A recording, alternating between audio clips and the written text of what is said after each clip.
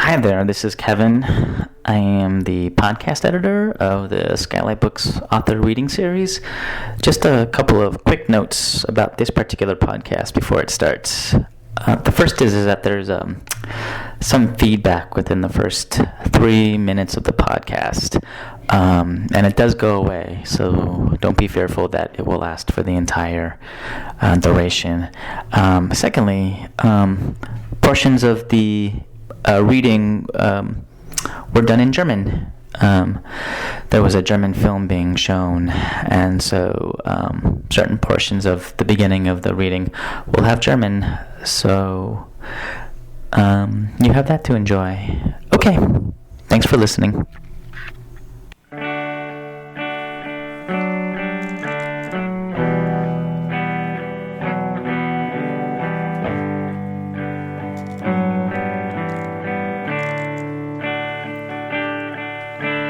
Meet me on the softer side. Meet me on the softer side. Softer side of your heart. Hi there, and welcome to the Skylight Books author reading series. You can find out about this and all of our other author events at www.skylightbooks.com, where you can also browse our inventory as well as order books online. You can also follow us on Twitter or even be our friend at facebook.com. If you'd like to talk to a real person, we can be reached at 323-660-1175. And don't forget, Skylight Books depends on listeners like you to help support us. So whether you're in our neighborhood or browsing online, buy a book or two to help ensure that we'll be around for a long, long time. Thanks and enjoy. Tonight, we're lucky to have this author here tonight, thanks to the Goethe-Institut and also thanks to Villa Aurora, where she's been in residency for the last few months. It's the second time we've done an event with the Goethe-Institut, which we did a Bukowski thing last year that was really fun. And I remember at that time, I was meeting with the people from the Goethe-Institut, and they were telling me about this author and about the kind of controversy and such that was being brought up. And we were excited because, we're thinking, great, it's more edgy stuff, more Bukowski, more things like that we were talking about, like Goethe at the time. So it was a really wonderful idea.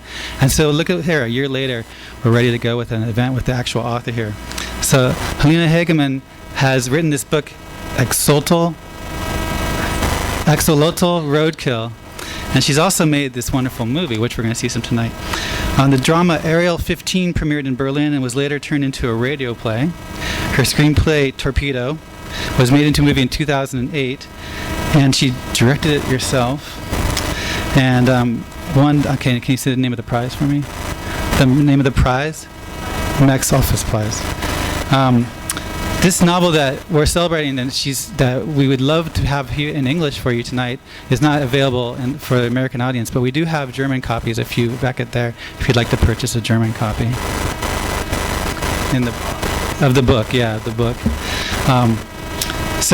Most recently, though, she has been in residence here in California at the Villa Aurora, and please welcome Helene Hegemann.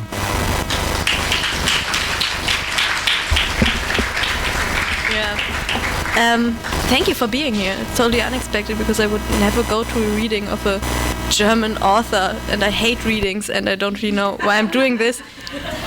And first of all, you see, I think, 2 scenes of my movie, and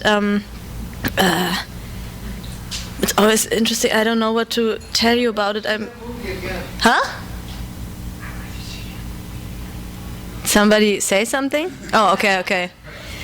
And I wrote the screenplay when I was 14, which is the most interesting information about it. And and I don't really know why I did it, and I don't really remember how I did it, but I did it, and then I sent it.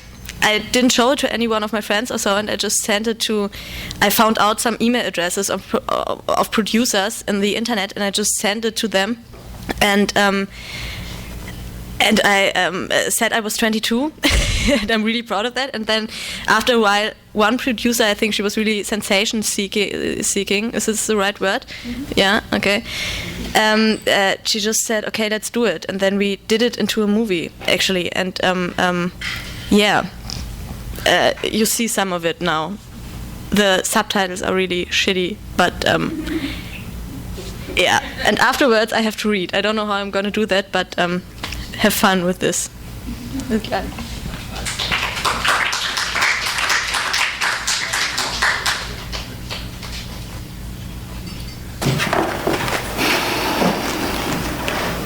Was machst du eigentlich beruflich, bitte? Wieso weißt du das gar nicht? Teil Essen aus in der Schulkantine. Brötchen schmieren und so. So ein bisschen wie bei so einer bescheuerten Abendspeisung. Aber eigentlich bin ich Informatikerin. Bitte? Ja. Deswegen habe ich so ein ansprechendes Verhältnis zur Abstraktion und stimmiger Logik. Das wird nicht weiter. Aber ich glaube... 36. Du bist so viel jünger als ich. Wahnsinnig viel jünger. Ja. Sie ist Jahrzehnte jünger als ich. Jahrzehnte. Wie alt bist du? Caroline. Wir müssen bald. Bis dann. Ex-Mutter. 15, das stimmt. Du musst lachen, ich trinke.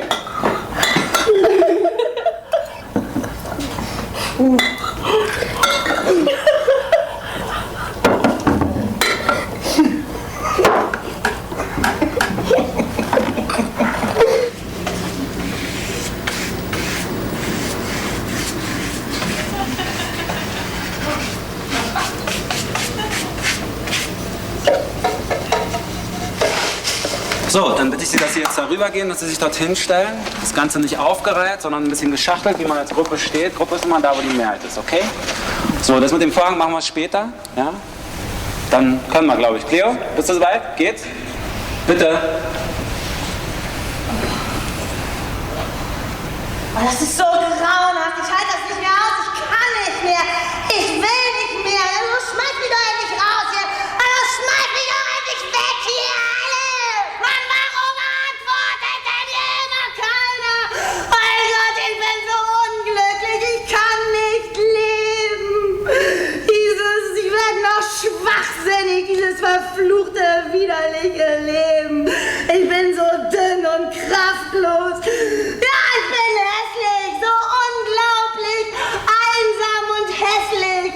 Ich weiß nicht, wozu ich lebe. Ich weiß es einfach nicht mehr. Ich habe alles vergessen, alles. Ich weiß nicht mehr, was Leben heißt, wie man das macht, denkt oder schreibt.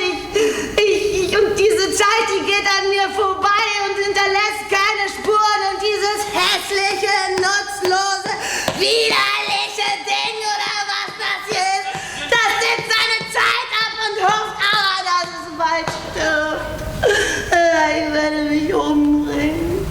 Sehr bald schon werde ich das hier alles beenden. Jeden Tag entferne ich mich weiter und weiter und weiter und weiter von dem Leben in meinen Träumen. Wir werden hier nicht wegkommen. Keiner von uns. Wir bleiben hier, bis wir sterben. Und Applaus. Und wir machen ein bisschen schneller. Bisschen lauter.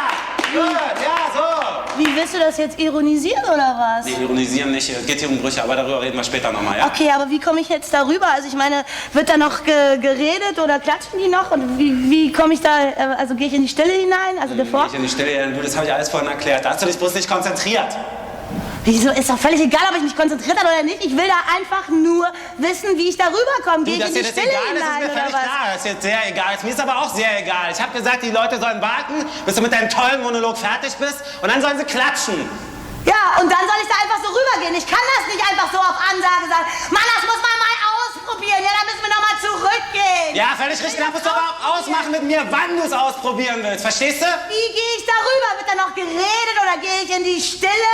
Da rein, pass mal auf. Du musst erstmal hier weg sein, ja? Da muss der Vorhang erstmal irgendwie richtig sein. Da muss Stille sein. Und dann komme ich. Und dann komm ich. Also wir sind jetzt alle hier ziemlich hysterisch. Wir sind alle sehr hysterisch. Das wir sind alle brauchst du nicht zu fertig. sagen, das weiß ich selber. Ja, Ist ja klar. gut, Wir müssen jetzt okay. alle sehen, wie wir hier heute noch durchkommen. Und Extrawürste, die gibt's gar nicht. Oh Mann, ey, Arsch, ey, fick dich doch. Ja, das mache ich den ganzen Tag.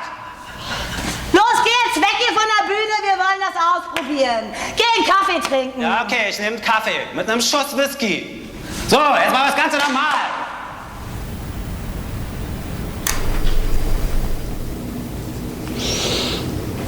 Hallo, mein Name ist Elise und ich suche hier bei Dategate einen neuen Freund, weil ich zurzeit nur meine Muschi zum Streicheln habe. Mein letzter Freund hat mich vor... Was habe ich denn jetzt gesagt? Ja, also ich muss sagen, also wenn Sie keinen Ehrgeiz haben, jemanden finden zu wollen, brauchen wir es nicht zu machen hier, ne? Bitte? Ach, toi, toi, toi.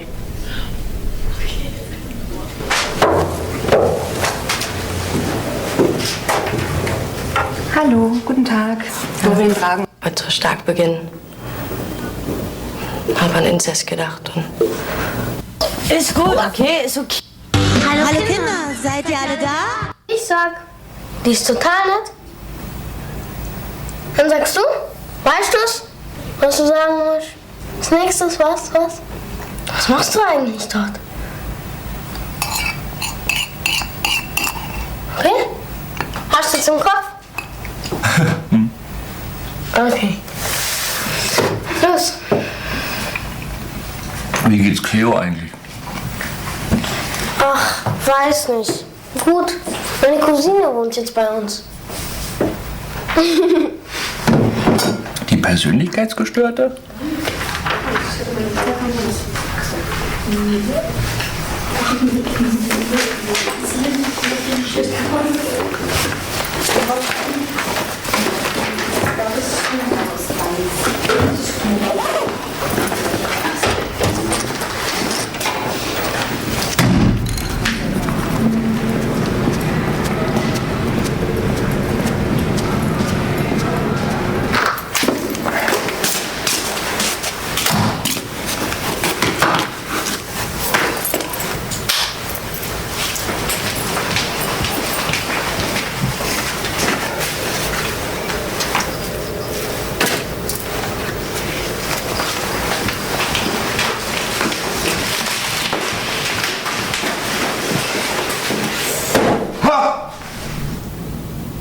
Was machst du hier? Wie bist du überhaupt reingekommen? Bist du verrückt? Wie alt bist du überhaupt? Du komische Kleine. 42,5. Süßer? Oh nein, jetzt geht die Scheiße schon los. Scheiße los. Guck mal, die sind für dich. Danke. Mann, ich kann meinen Text noch gar nicht. Ich glaub schon.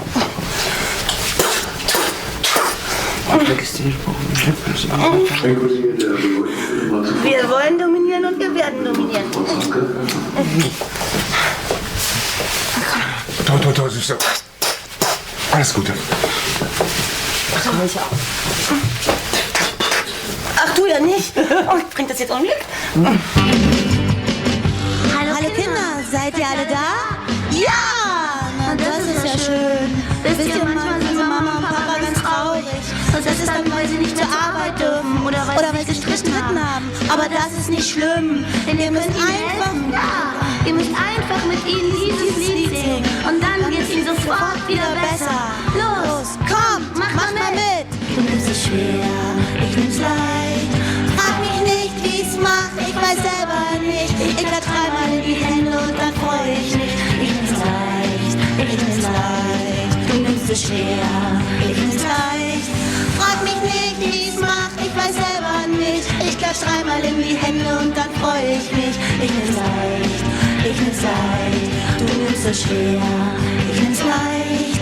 Frag mich nicht, wie's macht, ich weiß selber nicht. Ich klatsch dreimal in die Hände und dann freu ich mich. Ich nimm's leicht, ich nimm's leicht. Du nimmst schwer.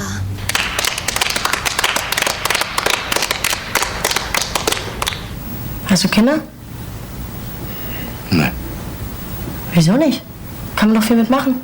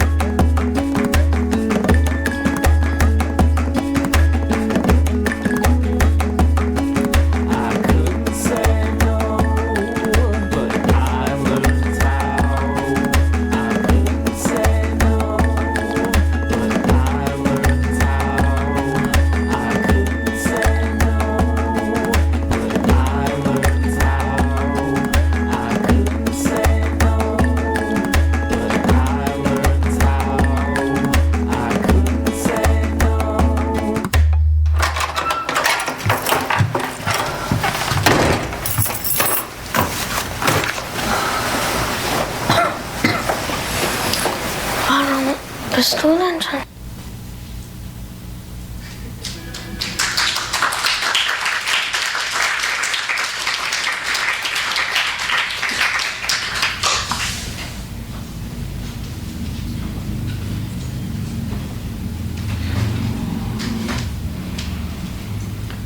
I just have to get the book, the so-called book.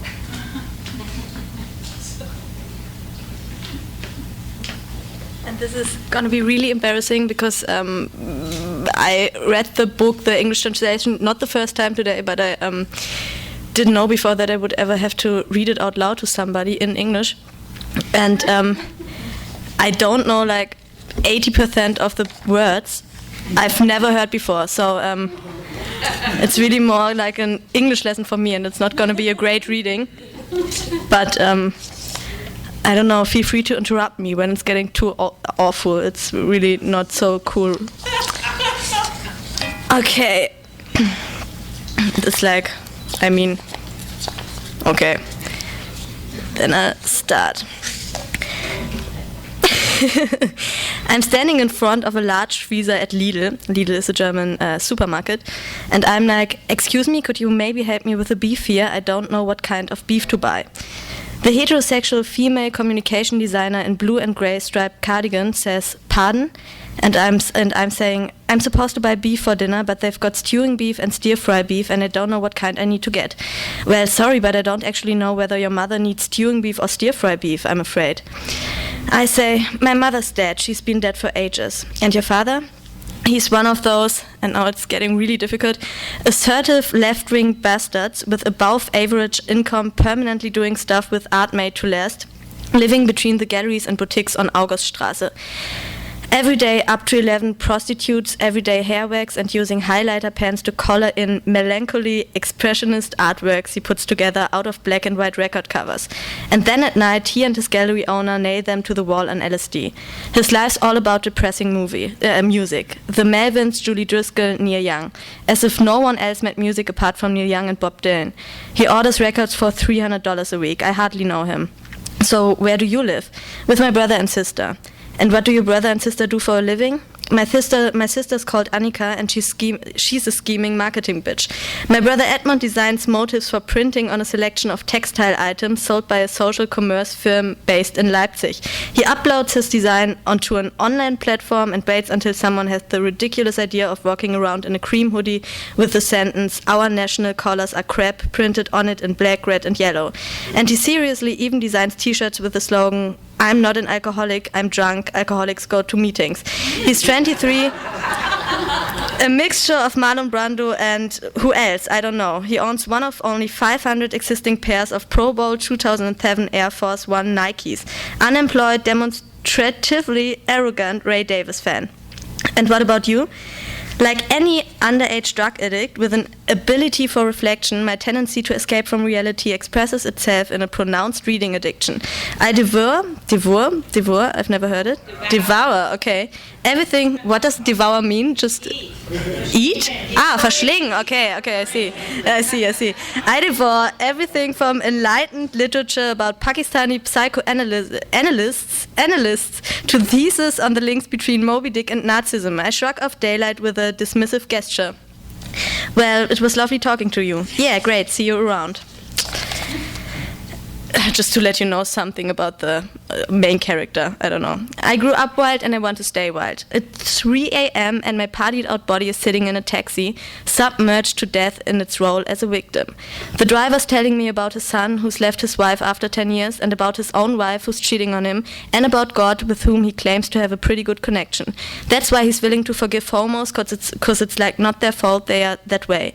I'm running a fever, coordination problems, BAC of 0.1, can you say that? BAC? Okay. %, and I've gone and agreed to go to a place of absolute opportunistic inhibition all over again. It's all about my respect-worthiness, about steel and concrete, about a huge glazed facade that can be closed up using mobile shutters, about my fear of death. It's about the explosion of perception and perhaps also a little bit about an organized form of oral events. Yeah. My whiteness is a characteristic idiosyncrasy. I can either do what I want and satisfy my characteristics or just not. Doing what I want is dangerous because it really makes me vulnerable. Not doing it is not an option. That's why I lie to you. I say it's primarily a matter of principle right now. I'm 16 years old and presently capable of nothing else but wanting to establish myself, despite colossal exhaustion, in contexts that have nothing to do with the society in which I go to school and suffer from depression. I'm in Berlin. It's all about my delusions. I can't believe I'm exposing myself to all this crap all over again on cognac-collared 4-inch heels. An industrial wasteland, of course. From far off you can see a former power plant in which the plan is to expose myself to the whole obligation to forget myself in half an hour at the latest. I negotiate a path fenced in with neon tubes, generally regarded as the most awesome path in the world, which has never interested me for some unfathomable reason. Unfathomable. I find my dissociative identity disorder more interesting than anything the city constantly spews in my face.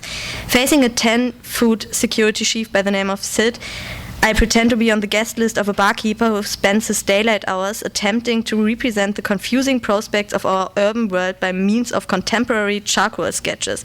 I thereby circumnavigate a mile-long queue of overstyled 23-year-olds from stable family backgrounds in whose eyes I'm not a human being, but merely underdressed and fickle. Oral incontinence. They are chucking shit at my face. I'm a motherfucking immoral cunt and I need to get a handle on my life, man.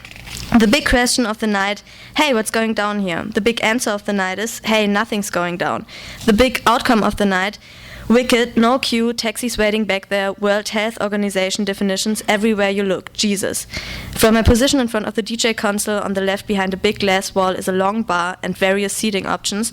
On the right behind the dance floor is one of the unmissable dark rooms. As far as the eye can see, these pseudo-ravished individuals in their mid-20s are trying to dance their souls out of their carcasses. I'm sitting on leather upholstery, unimpressed by some absurd music style, being asked the most important question of the night after only 10 minutes of unspectacular exuberance crap. 60-foot ceilings, 2,500 people, and HIV-positive Ophelia, my new friend, who I've arranged to meet in the entrance area. She looks gorgeous and anorexic in equal parts, wearing a half-open bomber jacket with nothing underneath, matched with black leggings and satin Lanvin sandals with mirrored heels, and I talk unfiltered crap the minute I see her. So then at some point she asks with a gesture towards the ladies' room, see that guy over there? It's a guy whose presence has prevented me from running past him nonchalantly to the cigarette machine. Just for a change, he doesn't awaken any sexual yearnings. Only a couple of emotional affection attacks because he's so cute, because his top's so cropped and he looks so totally washed in contrast to all the chopped out chauvinist hippies round here. I'm only talking uninspired crap anyway. So Ophelia says he's got ecstasy. And I walk towards him, ignoring the fact that she's waiting for a witty response, and I ask him, could you possibly sort us out with 2 units? And he says, and I say, since when have we been good friends? And he says again, and I say, take a quick look at the heels on my friend's weave look shoes. Pretty reflective, huh? So you're interested in fashion as well, are you? Do I look like I am? I mean, the coat alone, it's really, and the belt with it, do they go together? No. So you mixed and matched? Yeah, well, no. I like it when men do it, when they wear suits and that, like cast-off English ministers. That's kind of sexy. The guy looks at my torn polyester skirt and expects 2 fivers from me. I take money out of my shoe, coming across as a mixture of mentally disturbed and nervously excited. He gives me the pills more inconspicuously than absolutely necessary, looking me up and down like the world's thinnest-skinned person. I ask, are you up for oral sex? And he answers, how old are you, 63? And with that he releases me into the whole never-ending age of sadness. Ophelia, my new friend, is extremely attractive, a phlegmatic action heroine. Whenever I go looking for her, I always find her in front of a full-length mirror with a razor blade, sitting there a complete wreck. As soon as she hasn't consumed any drugs for more than 6 hours, she lands up in the midst of a hysterical attack that wants to kill her and tries to rid herself of her facial muscles in front of a mirror. We met because she occasionally tempts in school canteens out of some half-hearted need to get close to reality despite being in the top tax bracket. Whatever top tax bracket mean, I don't know it. I'd like the cream polenta with spinach, and can I have pasta out of the other pan instead of potatoes, please? And she said, what other pan? And I said, the second or third from the left over there. Just pointing would have done the trick fine. And can I also have pudding? You've had your pudding already. I have definitely not had my pudding. I've only just come in here because I had social science on the 3rd floor.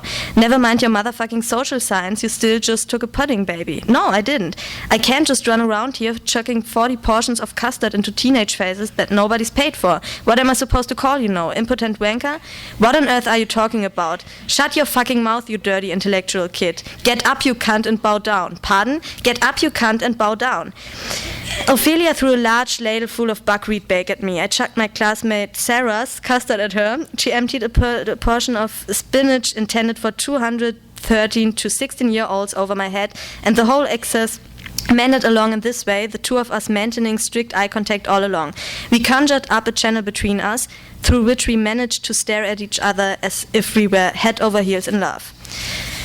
She informed me that she was a perfect mirror for my true yearnings, and I just swallowed it, dialed her phone number, listened to her saying I urgently had to throw away a number of items of clothing she didn't like, and answered that she was a dead woman. If there's one thing you can count on in this world, it's being mentally and physically violated. It may all sound pretty implausible, but that's just the way it was back then. So I'm climbing some steel staircase side by side with Ophelia. Meanwhile, she's discreetly getting off on the fact of her patented existence as a photographer with her own vision and ideas to offer and all that black and white crap. She always says she doesn't see colors anymore now that she's so sick. She's just gone colorblind. I read this interview with David LaChapelle once and sussed out that the colorblindness story is lifted from him. When you ask her where she gets inspiration, things usually get abstract. The African steppe, cold snakes of the air, and Jill Sanders suits reflected in the parquet with cheeseburger telephones, with a stuffed toy jackal emerging from them covered in pig's blood or whatever. So she's an artist, right? And she hates dull people who stop her on the street and bother her. What's worse than Wells is these hypocritical quasi-artists who claim to be absolute scum and make fun of all the heirlooms I possess. Silk napkins, necklaces, not even silver cutlery, just 2 silver spoons. Not one critic knows what it means to sling your own deservingness in people's yellowed face day after day for money, because you need a bit of money for a change, plain and simple. Their these critics' problems, she always says, isn't even their arrogance. Being arrogant is aristocratic and all that. The worst thing is their stupidity, or not even their stupidity is the worst thing. The worst thing is their laziness. You make a statement and it's neutralized and watered down by, like, I don't know, pathologizing it or psychologizing it or marking it down as an unintentional out of pure laziness. But the whole anarchy thing isn't a mistake, it's meant exactly that way. Do you know what I mean? On principle, we only ever walk side by side when we are not obliged to talk to each other. We share cocktails and it's a fantastic moment. I don't even know why. I feel suddenly showered with the love I mentioned a few hours ago in my text to her. 2 hysterical shadows wave at us from a concrete couch, and I categorized their presence as a threat. Ophelia introduces an over 50-year-old hardcore restaurateur with above average income to me as her most down-to-earth friend. I repeat, concrete couch. He says hello with a banana stand on his black shirt and brightly colored sports shoes, and a 20-year-old girl in one hand called Samantha, who's either mentally retarded or out for a fur coat. I'm gonna be finished soon, don't worry. Inevitably, I get left out and end up following the 2.5 super established freaking icons obligingly into the private smoker's room, overly sensitive and unbalanced. Samantha dumps her genuine pale blue calfskin mess back on me, adjusts her Margiela cardigan and changes her Acne jeans for a flannel miniskirt from Marc Jacobs. And Ophelia whispers in my ear, how can anyone be such an uninspired dresser, Mifty? Then we all start exchanging pleasantries about the falafel wrap that Ophelia puked up on the kitchen floor a couple of hours ago, and pop our pills perfectly casually but in parallel. Albrecht offers us 2 lines of ketamine, which is used by vets as an anesthetic and has a hallucinogenic effect in small doses. He says, you know what you can tell your friends at school, Mifty? that ketamine entails the complete dissolution of your own existence, 4 years in a coma and the worst brain spiraling, and apart from that it entails dancing like a maniac, non-stop, no matter who or where you are. Samantha, his girlfriend, says, I just can't fucking believe how incredibly dumb you all are. This is a complete drama. We are talking about an anesthetic drug, and as you might imagine, it can anesthetize you. And when you're anesthetized, you stop breathing, and when you stop breathing, you run out of oxygen at some point, and that's not good.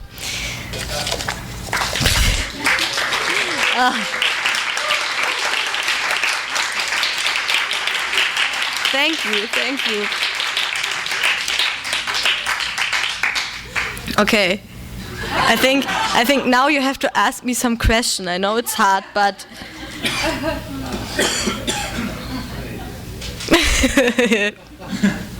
What's the movie about? The movie is about it's about a 15-year-old girl who comes to Berlin after her mother's death, and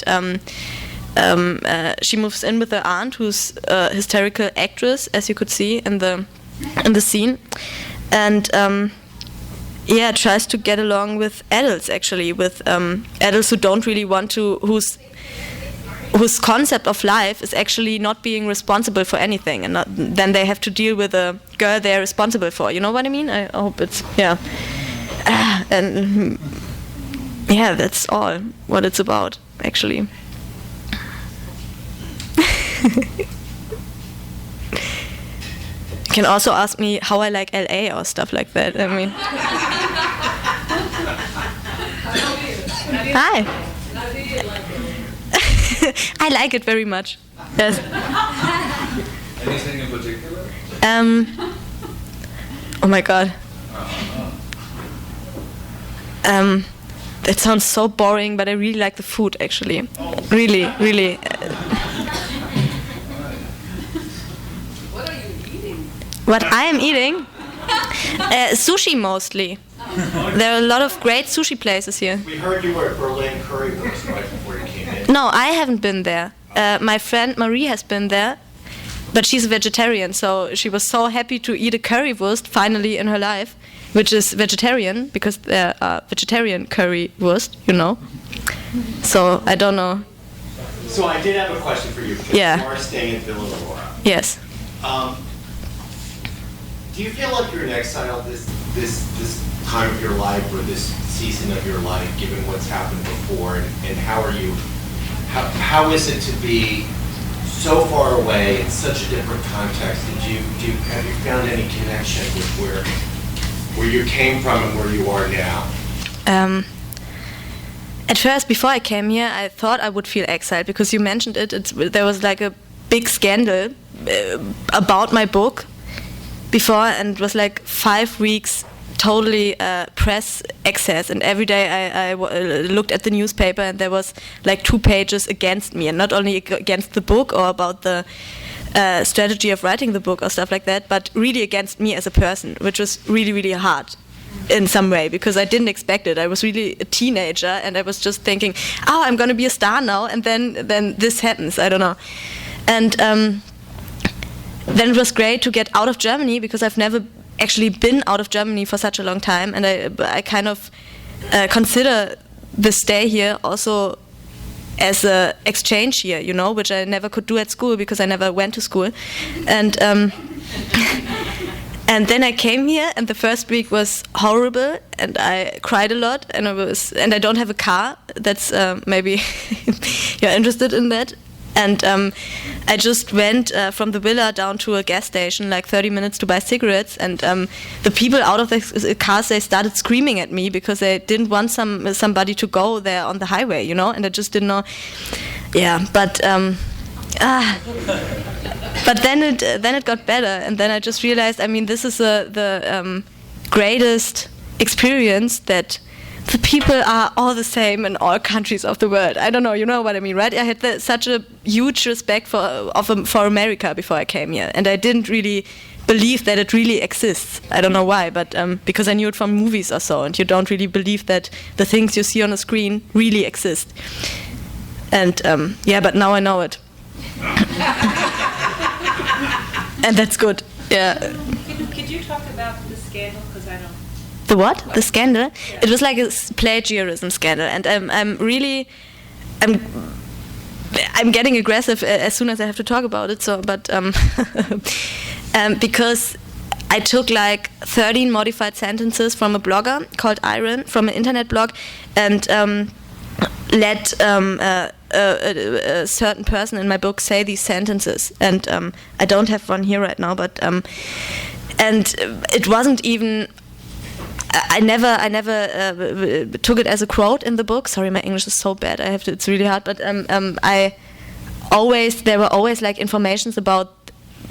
They were always marked as not my own sentences. You know what I mean? But I never used his name or so, which was kind of a mistake, because this was like a situation where all the journalists could go into and say, oh my god, she copied her whole book and it's not from her, and she's just a dumb teenager who wanted to have the fame of some heroin addicted party guy, you know what I mean? And I don't know, and then no one ever really wrote about how many sentences there were, you know what I mean? They always said it's like the whole book, like a lot of passages or so, and then it turned into a scandal, and really irrational actually, and really a lot of speculations and so. And I think it was more like a feuilleton discussion about the issue that is really important, but didn't have not so much to do with my work or with my book. And yes, yeah. So speaking of your work and its continuity with other stuff happening in LA, I mean, if there's one thing the exiled filmmakers brought here, it was noir film and it was horror film. And I understand you're working on a screenplay. Yes. Do you think it's noir or do you think it's horror? I don't know what. Can you say it again? I don't know. Horror or noir? What you're working on now with the 15-year-old English girl who murdered. The 10-year-old English girl who murdered 3 kids. Yeah. Noir, is it horror, and how's it going? No, it's like a social drama. Can you say that? And horror in some. It's not going to be such a splatter movie. It's more about the background. Of course, it is about the psychological background, and actually, it's about not even about her and about this poor child who has to murder 3 children because she was treated so bad by her mother, but more about the mother and about that this mother didn't have a chance to say, I cannot be responsible for this child and I have to give it away, because that's actually the story. She gave birth to this child, and already in the hospital she realized she doesn't like it. You know, really a strong feeling, I don't like this child. And she tried to give it away to her parents, or she wanted to let somebody adopt it and stuff, and they all said the worst thing you can do as a mother is give your child away. And then after this didn't work, and she had to be responsible for this child, and she couldn't give it away, she started to try to kill her. And she threw her out of the window and stuff, and she wanted to give her pills so she would die, but nothing worked. And afterwards she started to really make her suffer. She was a prostitute, and she let her have sex with a man when she was 5 and stuff like that. And so yeah, actually it's about the question, is it really the worst thing a mother can do to give her child away? And why is it always like the common sense that a mother really has to love her child? You know, it's more about that and not about this poor child. Or about the bad mother also, but more about the bad society. Yeah. Are these stories completely fictional, or do you? No. This one is a real story actually, and it happened in 1969 in England somewhere. I forgot the city. And I also wonder why, but it never was made into a movie or into a book or so. There's one interview book with this girl, and yeah, that's all. about it. And she's 63 now, and she lives with her family, and she was in prison for 12 years. And she kind of leads a normal life today and doesn't know what she did at this age. Really? Yeah, she kind of, at first she didn't even remember it, and then she made some, psycho sessions, and then and now she just doesn't understand what happened there. Like it was another person. It's weird. Yeah. When will this translation you read about be published? Huh? When it will be published? It's going to be published in 1 month, I guess, but only in England, so we don't have an American publisher yet, which I just realized 2 days ago, because I always thought English and American publishers are the same, but they are not. And yeah, but then you can order it on Amazon if you want to. Oh, very good. Yeah. Have you adapted that book for the screen yet? Huh? Have you adapted the book for the screen? Or you consider doing the screenplay now?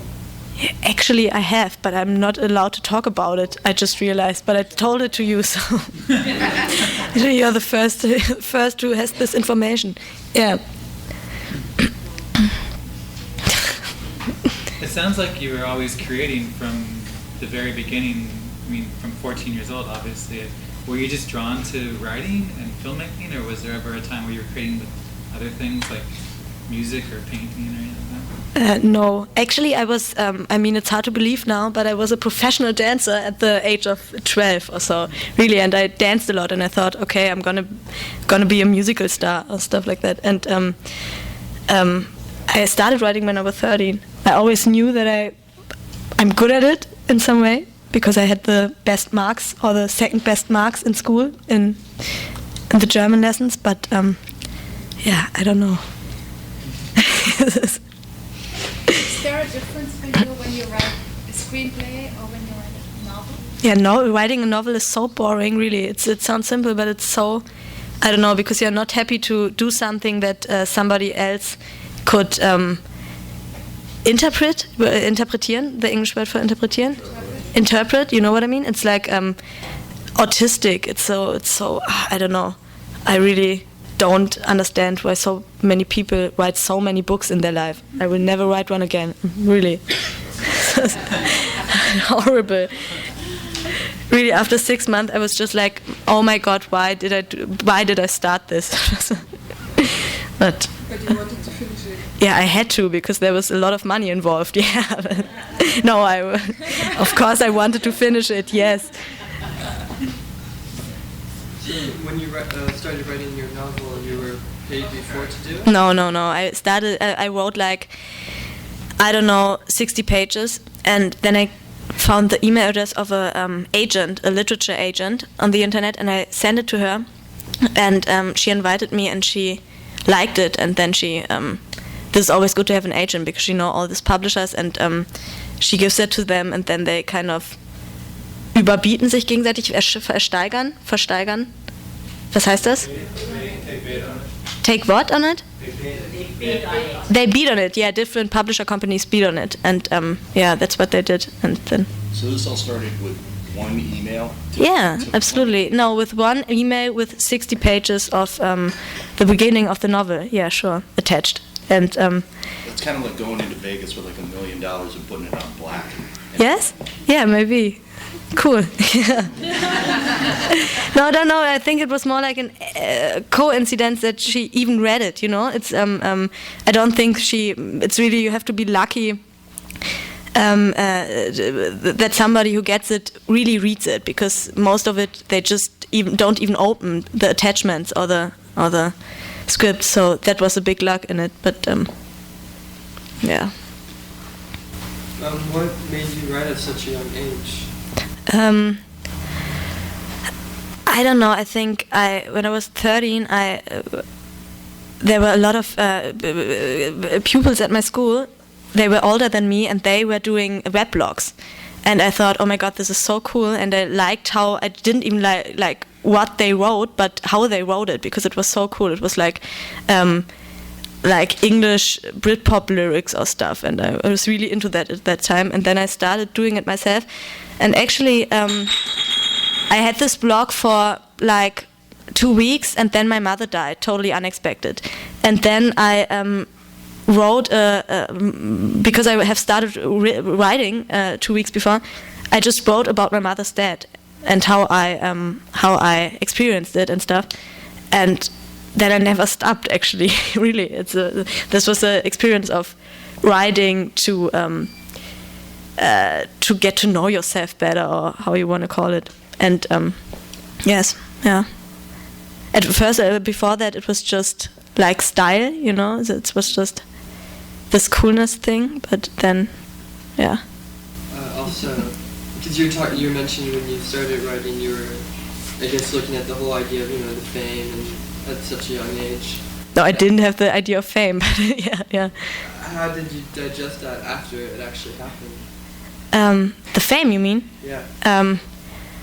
It wasn't even, it was fame for like a week, and after that it was really, I think I was the most hated teenager in Germany, really. So it wasn't really fame, it was the worst image I could have as a famous person in Germany, which is also really cool.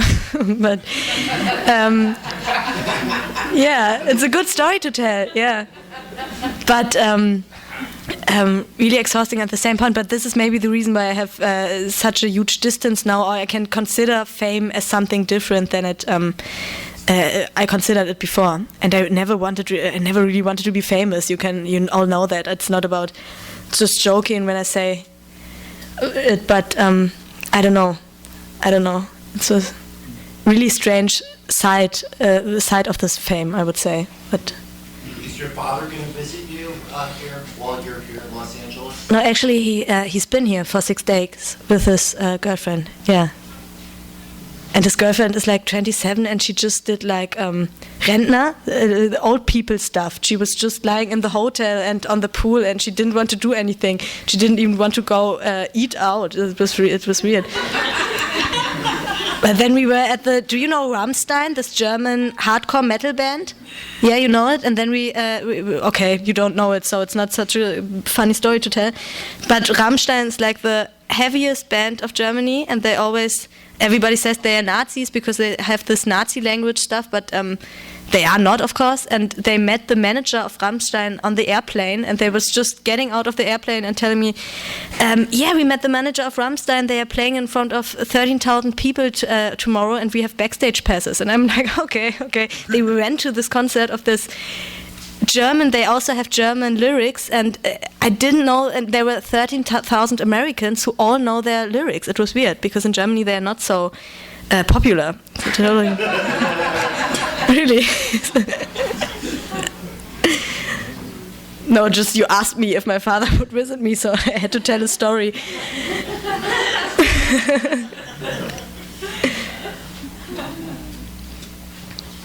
Any last questions? Well, maybe we'll just do some drinking and eating, and we're going to set up a table, and we'll have her sign some books, and there's a few left at the counter, and I guess that's it. Yeah, thank you very much.